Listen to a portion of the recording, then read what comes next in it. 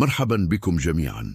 اليوم راح نتكلم عن سر مهم جدا، وهو كيف نقدر نجمع بين العادات اليومية بطريقة ذكية وفعالة. تخيل معي إنك تقدر تحقق أكثر من هدف في نفس الوقت. مثلا لما تمشي نص ساعة يوميا ممكن تستمع لبودكاست تعليمي أو كتاب صوتي، وبكذا تكون حققت هدفين: تحسين صحتك الجسدية وتطوير معرفتك.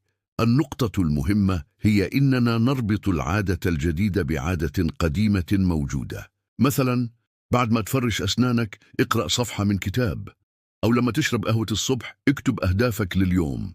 السر في النجاح هو التدرج.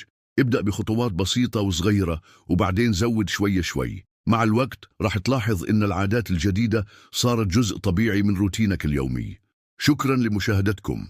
إذا عجبكم المحتوى لا تنسوا الاشتراك بالقناة وتفعيل زر الجرس عشان ما يفوتكم أي جديد. نلتقي في الفيديو القادم.